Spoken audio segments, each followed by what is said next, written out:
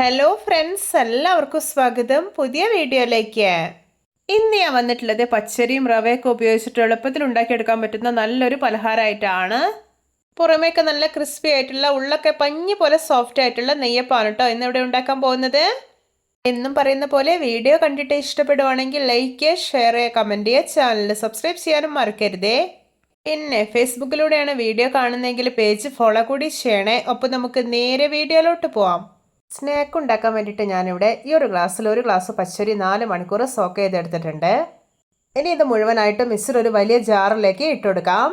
ഇനി ഇതിലോട്ട് ഒരു 1/4 ഗ്ലാസ് വെള്ളം ഒഴിച്ചു കൊടുക്കാം. എന്നിട്ട് നല്ല സ്മൂത്ത് ആയിട്ടൊന്ന് അരച്ചെടുക്കാം. ഇപ്പോൾ ഇത് നല്ല സ്മൂത്തായി തന്നെ അരച്ചെടുത്തിട്ടുണ്ട്. ഇനി ഇതൊരു ബൗളിലേക്ക് മാറ്റി കൊടുക്കാം. ഇനി സെയിം ജാറിലോട്ട് സോക്ക് ചെയ്തെടുത്തിട്ടുള്ള ഒരു 1/2 ഗ്ലാസ് റവ ചേർത്ത് കൊടുക്കാം. ഞാനിവിടെ അൺറോസ്റ്റഡ് റവയാണ് എടുത്തിട്ടുള്ളത്. നിങ്ങളുടെ കയ്യിൽ ഇനി റോസ്റ്റഡ് റവയാണുള്ളതെങ്കിൽ അത് എടുക്കാവുന്നതാണ്.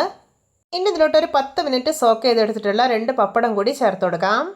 ഇനി ഇതിലോട്ട് 1/2 ഗ്ലാസ് ശർക്കരപ്പാനി ചേർത്ത് കൊടുക്കാം. ഞാനിത് 2.5 അച്ച് ശർക്കര ഉരുക്കിയെടുത്തിട്ടുള്ളതാണ്. എന്നിട്ട് നല്ല സ്മൂത്ത് ആയിട്ടൊന്ന് അരച്ചെടുക്കാം. ഇപ്പോൾ ഇത് അരച്ചെടുത്തിട്ടുണ്ട്. ഇനി ഇത് നേരെ ബാറ്ററിലോട്ട് ഒഴിച്ചു കൊടുക്കാം. എന്നിട്ട് നല്ലപോലെ ഒന്ന് മിക്സാക്കി എടുക്കാം. ഇനി ഇതിലോട്ട് ചേർക്കാൻ പോകുന്നത് ഒരു 5 ടേബിൾ സ്പൂൺ മൈദയാണ്. എന്നിട്ട് ഒട്ടും കട്ടകളൊന്നും ഇല്ലാതെ ഒന്ന് മിക്സാക്കി എടുക്കുകയാണ്. നിങ്ങൾക്ക് ഈ മൈദയ്ക്ക് പകരം ഗോതമ്പ് പൊടിയും ചേർക്കാവുന്നതാണ്. ഇനി ഇതിലോട്ടൊരു 1 ടീസ്പൂൺ നെയ്യ് ചേർക്കുന്നുണ്ട്. ഞാനിവിടെ ഡാൽഡയാണ് ചേർക്കുന്നത്. ഇപ്പോൾ ഇത് നമ്മുടെ സ്നാക്കിൻ്റെ ബാറ്റർ ഇവിടെ പെർഫെക്റ്റ് ആയിട്ട് മിക്സാക്കി എടുത്തിട്ടുണ്ട്. ഈ ഒരു ബാറ്ററിൻ്റെ കൺസിസ്റ്റൻസി എന്ന് പറയുന്നത് ഓവർ ടൈറ്റ് ആവാനും പാടില്ല, ഓവർ ലൂസ് ആവരുത്. ഒരു മീഡിയം കൺസിസ്റ്റൻസിയിൽ വേണം റെഡിയാക്കി എടുക്കാനായിട്ട്. ഇനി ഇതൊരു 1 അവർ റെസ്റ്റ് ചെയ്യാൻ വേണ്ടിയിട്ട് അടച്ചു വയ്ക്കാം.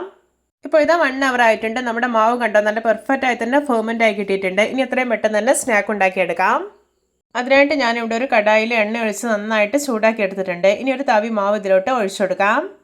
ഒരു മീഡിയം ഫ്ലെയിമിൽ വെച്ചിട്ട് വേണം ഇത് ഫ്രൈ ചെയ്തെടുക്കാനായിട്ട്. അപ്പോഴത്തിൻ്റെ ഉള്ളൊക്കെ നല്ല പെർഫെക്റ്റ് ആയി തന്നെ കുക്കായി കിട്ടുള്ളൂ. ഇപ്പോൾ ഇതിൻ്റെ ഒരു സൈഡെല്ലാം മുരിഞ്ഞ് കളറൊക്കെ ചേഞ്ച് ചെയ്ത് വരാൻ തുടങ്ങിയിട്ടുണ്ട്. ഇതൊന്ന് തിരിച്ചിട്ട് കൊടുക്കാം. ഇപ്പോൾ ഇതിൻ്റെ 2 സൈഡ് നന്നായിട്ട് മുരിഞ്ഞ് നല്ലൊരു ബ്രൗൺ കളറായിട്ടുണ്ട്. അപ്പോൾ ഇത് പാകമായിട്ടുണ്ട്. ഇതിനി എണ്ണയിൽ നിന്ന് കോരി മാറ്റാം. ഇത് നമ്മുടെ രുചികരമായിട്ടുള്ള നെയ്യപ്പം റെഡി. നോക്കിയേ, കാണുമ്പോൾ തന്നെ കൊതി വരുന്നില്ലേ? ഇതുപോലെ മറ്റുള്ളതെല്ലാം ഉണ്ടാക്കിയെടുക്കാം. അപ്പം നമ്മുടെയൊക്കെ വീട്ടിൽ എപ്പോഴും ഉണ്ടാകുന്ന വളരെ കുറഞ്ഞ ഇൻഗ്രീഡിയൻസ് മാത്രം ഉപയോഗിച്ചിട്ട് എളുപ്പത്തിൽ ഉണ്ടാക്കിയെടുക്കാൻ പറ്റുന്ന നല്ല ടേസ്റ്റി ആയിട്ടുള്ള സോഫ്റ്റ് ആയിട്ടുള്ള ഒരു നെയ്യപ്പം റെസിപ്പിയാണിത്. എല്ലാവരും ഇതുപോലെ ഒന്ന് ഉണ്ടാക്കി നോക്കണേ.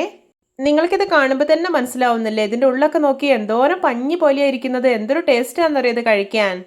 എല്ലാവർക്കും എൻ്റെ variety and tasty neyyappam recipe ഇഷ്ടപ്പെട്ടെന്ന് വിചാരിക്കുന്നു. ഇഷ്ടപ്പെട്ട സപ്പോർട്ട് ചെയ്യാൻ മറക്കരുതേ. അപ്പോൾ ഇതുപോലെയുള്ള വെറൈറ്റി വീഡിയോകളായി നമുക്ക് വീണ്ടും കണ്ടുമുട്ടാം. Okay, bye bye.